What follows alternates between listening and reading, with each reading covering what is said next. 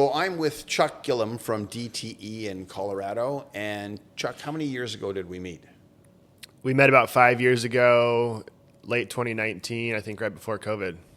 Yeah, so that was interesting. And I guess we met on a virtual podcast. Is that right? Yeah, maybe it was 2020 when H&A was virtual that year, and you were doing a presentation on Element and just business dev in general. And we listened to one of your speeches on virtual H&A and reached out. We were just getting into making some changes, bringing on LMN, and you had some good advice for us. That's awesome. And so you've had a bit of an interesting journey. So tell me about how you started out. What prompted you to get this thing started? You got a partner, of course. Yeah, good question. I never thought I would be doing this looking back. But I grew up in the trades, working with my hands, seeing projects come to fruition has been in my blood. I've got that dirty construction blood. And after I graduated college, I had a full-time gig. My partner and my best friend back then also had a full-time job. And we weren't making very much money, and we were really trying to figure out a way to kind of supplement the lifestyle that we wanted to live. So one fall, 2012, I think, we started doing leaf cleanups for some neighbors, and we were bagging up leaves and taking them to the recycle center for like $30 or something crazy looking back. And then that was that fall. We did some leaf cleanups. We made some extra cash. And then the following year and spring, we took on a few maintenance clients, did a little bit more seasonal work. And we're still doing this in addition to our full-time jobs. And probably halfway through that year, Jeff left his job, went all in on this. We were passing out flyers and doing everything we could to get our name out there. And not too long after, I got let go. The one and only time I've been fired from a job, but it was the best thing that ever happened to me. So I called him on a Thursday and said, "Hey, I just got fired. I'm coming to work tomorrow." And so on Friday, we were both all in full time and definitely had a oh shit moment. And really since then, we haven't looked back. Obviously, there's been some highs and some lows.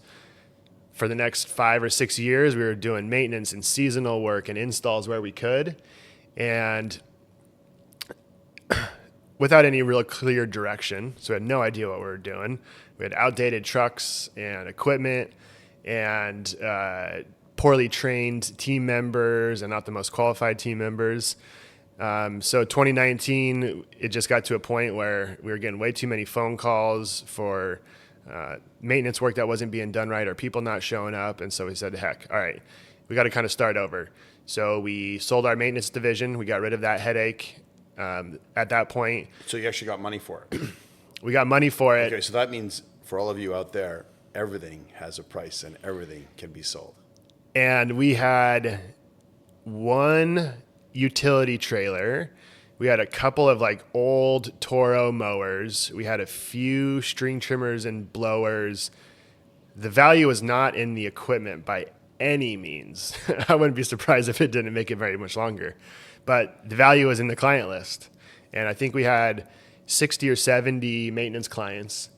And at that point, we reached out to everybody to just kind of try to get an assurance that they would re-up so that there would be some value to this when this person bought our list. And so... Is that business still going? That's a good question. I don't think it is. I actually see our trailer running around town all the time, funny Maybe enough. It's been like chopped up and parceled out. Totally. But we had a client list that we had serviced for a handful of years. And so that was the value right there. And we sold it for $25,000. And at that point, it was a big chunk of money. And then, so you get into construction now all of a sudden, and you have to transition that. And so let's talk about your revenue journey. So, let's talk some big numbers, high levels revenue sales numbers. So you sold the maintenance, you got this little infusion of cash, and of course you did some stuff with that. You bought some used stuff. And then what does your revenue look like around that transition period in terms of dollars? So right there in about 2020, I think we were just shy of $1 million. We were doing some construction up until that point, but obviously going all in on construction. We were implementing some designs. I think we're just doing just shy of $1 million in 2020. And what are you doing now?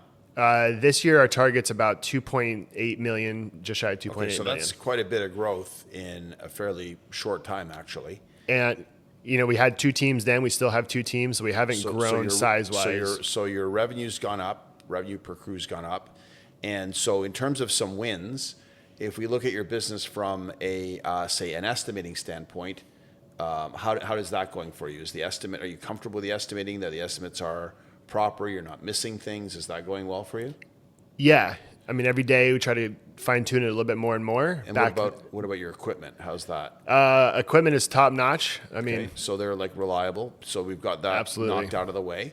What about your office administration in terms of your finance and stuff like that? How's that going? that is really solid right now. We've been working for about a year and a half to get that cleaned up and Check organized. the box. Okay, so then we go to people. So we're looking at sort of what the company transition is like. So you've had some people gaps that you've filled. You've won. You've lost. Is that correct? So tell me about your people journey from 2020 to 2025. The people journey has been the most interesting piece of all of this for sure. Some good people have come on board and have stayed. We've had some people that were good on paper that didn't end up working out. So the people journey is always evolving. Right now, we're kind of the philosophy that we are putting all the effort into finding the right person and taking our time to hire that person. Because now, when you have 8 or 9 team members, each person is so integral to the success of what we do. Oh, 100%. Yeah. So on that people side, if we I know your story because I've been coaching you for 5 years. Yep. And we've had some, you were saying, people on paper that were amazing, and in reality it didn't work out. So there's a couple things. One is the culture fit, right? That's a big one. And so you've always had a great culture. You've had a great sort of philosophy about taking care of your staff and being fair and balanced. Obviously, in the landscape industry, it's not always fair and balanced, the workflows. And so what do you think some of your biggest regrets are in HR? Like on the human resources side, mistakes that you've made that you can go, I wouldn't do that again, or I would do this differently, or I would be more patient. So maybe talk to us about that. Yeah, seeing through some of the red flags early on, because maybe they have some attributes that will be very helpful to us, but overseeing some of the red flags because they might be really good at a certain piece of what we do, but they're a terrible culture fit. So identifying those red flags and trusting our gut, hiring on culture first, and not overlooking those red flags because of 1 or 2 positives down the road. Right. So everyone that left, you don't regret? Absolutely not. Okay, and they should have left earlier. Based on our decision, yes. Okay, Yeah. so there's a learning moment for everyone. Yep. And so you've just gone through a little HR transition and things have gotten better, correct? Yeah, absolutely. We put a lot into finding the right people, making sure that we have clear job descriptions. All the information for the role is very upfront. We're very transparent. And how did you find these people? Like, what did you do to get these people? The newest hires that we have found have been through Indeed. That's been our most successful avenue for finding new team members. We haven't had a lot of referrals from existing team members, but Indeed, we've had a really good pool lately. So let's talk about this Indeed specifically, Indeed journey. Yeah. So I hear people say, "Oh, Indeed sucks." What are you doing differently? Because clearly, I speak to you and I can feel the positive energy when you get these great people. What is it specifically that you're doing on Indeed that's different, or do you think you're just lucky? I think there's naturally an element of luck there, but also I think we market our business for work, right? We are also marketing our business for new team members. So it's making sure that our job description is very clear. Our pay scale is very transparent. We are hiring after a couple of interviews. We really want to market our company and this role as better than all the other team leaders or lead hand roles that are also on Indeed. So just like we market for work, we're marketing for team members, and all of that is very clear. Like, how much money do you spend on that? Not very much. Indeed breaks it down by how much you want to spend per day. I think we've been running an ad for the last month, and it was $300. Okay. So $300 a month. So let's say you had continual recruiting because you want to build the A team. That represents $3,600 a year, right? So that can be in your budget. And if you don't need to spend it, you don't. And that's being proactive. So you're being reactive to some degree. If you can get proactive and figure out a way to screen the resumes, then you're going to be in even better shape. So that's awesome. Now, what about I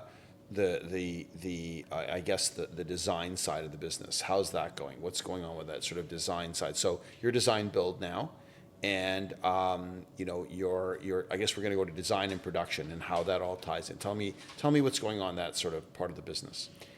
So we've branded ourselves as a design build firm. We don't have any designers in-house, so we subcontract out 2, 3, 4 different designers, depending on the style of the project, timelines, the client.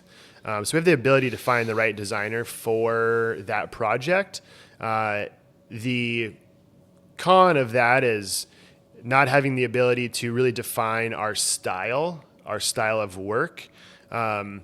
Every designer kind of has their own style. So rather than somebody knowing DTE as the Corten steel company or, Right. really identifying our style, that's an area that we're still trying to improve on.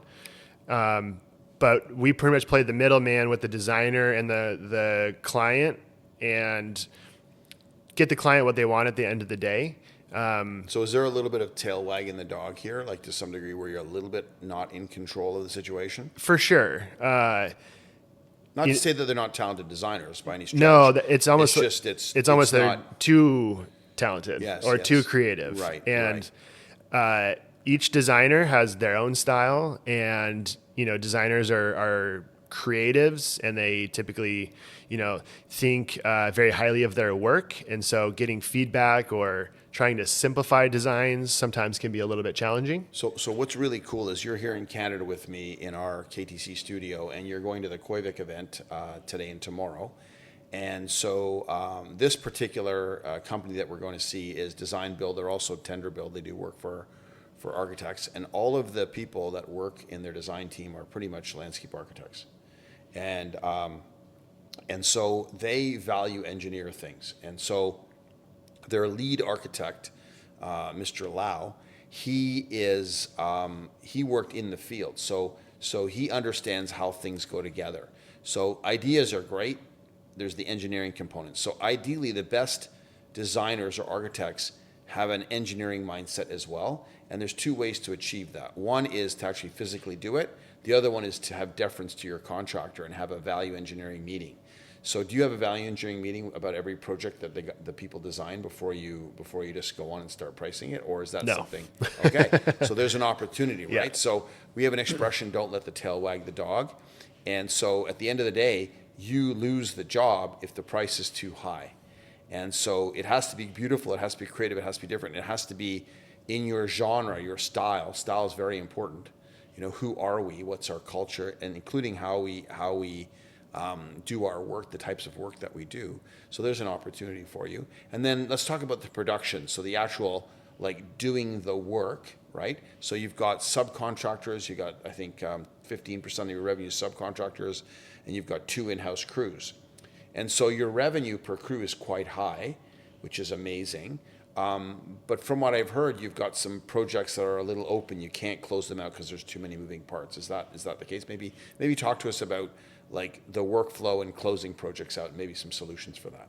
Yeah, one of the challenges that we have is the diversity of type of work that we do.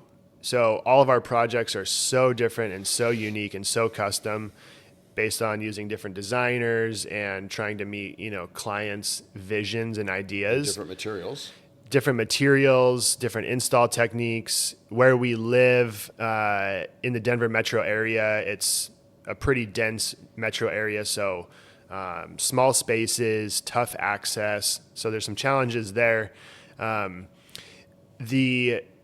All of our projects being so different forces us to lean on some of our partners and some of our subs to execute certain pieces of a project. And when that sub comes in, oftentimes the space isn't big enough for all of us to work in, or we need a wall built or something fabricated so that we can continue. And So there's that's sort of opening up projects. bottlenecks in your project, which ruins your workflow. Exactly. Right? Yeah. Yeah. We do about 85% of our work in-house. Yeah. But that 15% really forces us to open up a lot of projects and slows timelines down, Yeah. and then lean on these subs to get the work done so that we can continue moving. And then once something early on slows down, it has a impact on the rest of the project. And so that's kind of what we're trying to overcome right now. So Chuck, as you know, we at Knowledge Tree also own a landscape business called Oriole Landscaping. So we've been doing this for 40 years. We experience the same issues. And so, the old line, price, quality, service, or time, grief, or money. And so you're trying to give your client the best value. The problem is it's causing grief because you're saving money on the subtrades. So an examination, I guess, next of your design process, your value engineering process before the design gets priced, before the design gets finalized, and then how the work gets executed, and then what other things that you can take on to smooth out your workflow. So one of the suggestions I had for you for concrete, for flat work, is that you do the excavation, you do the grading, you do the gravel, you do the forming, you do the rebar work, and then they come and do the finish. And so now you're on site more and you have more control. And once that's done, you can still do your soil work, all that other stuff up to the forms. And then when we're done, you strip it out. And so you're going to have to do things differently and not rely on, because your projects are large, but not really large. And so that's where there's a gap. Like, if I'm on a $2 million job that's 2 acres, there's 50 other places I can work. But if I'm in a tiny backyard, it's a problem. And then your jobs get stretched out. So I'm going to have fun working with you on mapping that out, what it looks like in terms of a workflow and what the cost impact on what you're doing is. There is a big cost impact of being inefficient, though. So even though you may charge more, if you can get through the work faster, you can actually increase your revenue. And so and your frustration level will go down, your client experience goes up, which means you can raise the price to cover some of those costs. So there is a real cost to doing things smoothly. And so you're in, I guess, optimization mode, correct? You're working on optimizing. Yep. And so you really only have a few things to tweak at the end of the day. It's not like it's a giant nightmare to resolve. We're at the point where we're honing things in, and maybe one more key person for you in the office admin, and sort of dialing in some of these processes, improving the culture of communication. So, response times of how fast you're responding to that email is something that still has not been resolved at DTE. So, those are going to be some wins that I think would be amazing for you. And, I'm looking forward to helping you on that journey and having you back on the podcast maybe a year from now. And it might be virtual, and to see what kind of wins you're making in terms of these decisions. So we can sort of focus the next discussion on what's not going great and how do we fix it. And that's going to be really fun. So, yeah, we're excited. We've got a good core. We just need to build off of that and really optimize a few things, get strategical about a few different pieces, simplify. Yes. And that's going to make our lives a lot easier. And so, Chuck, we're going to end the podcast, but I'm going to ask you one question. So give one kernel of wisdom to the next person who is going to be on the podcast. What would that be? What would the kernel of wisdom be? The kernel of wisdom would be not to compare. And it's so easy with social media to compare ourselves to somebody else, but no other person is in our exact situation. And so rather than trying to be like somebody else or do something that somebody else is doing, focusing internally and being present with what you have going on and identifying the pieces that you can improve on what you're going through in that moment. Don't compare. Don't compare. Comparison is the thief of joy. What would you do if you're starting up to get ahead faster? Like, if you could do it all again, what would you do differently? And is it a thing? Is it knowledge? What is it? Is it like, what am I not doing? Is it your vision statement? What is it that you would do? I think the biggest thing is finding a support system, finding a mentor, and then leaning on people that have experience, that are willing to share their knowledge, whether it be somebody else in your industry, somebody else that's also been a successful entrepreneur, somebody on the consulting side of things. But having somebody, this industry is a beast in so many ways, and it'll beat you up every single day. But having somebody in your back pocket that you can lean on for decisions, for guidance, to create the direction you want to go based on your business and your philosophy, I think I wish that we would have found that sooner. Obviously, once we did find that, that's completely changed everything for us since then. But finding a support system, a community, and somebody that really can guide you, that has your best interests at heart. Awesome. So we'll leave it at that. Great advice. Thank you. There's a lot of us out there. We all have our own paths. We all have different problems, different priorities, different strengths. And so that's some great words of wisdom, Chuck. You're an amazing leader, and I'm so grateful to have you on my podcast. Yeah. Thanks, George. Cheers. Thank you.